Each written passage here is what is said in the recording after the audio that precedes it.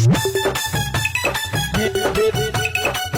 भगेले ये हमर कनिया बिन भगेले ये हमर कनिया बिन भगेले। अभी आप सुन रहे हैं जय मां काली रिकॉर्डिंग स्टूडियो फुलपरास चौक से।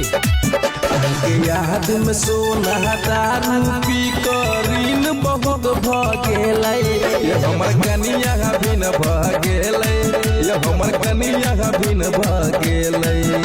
के याद में जानू दारू पी करीन बहुत भगेले ये हमर कनिया बिन भगेले ये हमर कनिया बिन भगेले।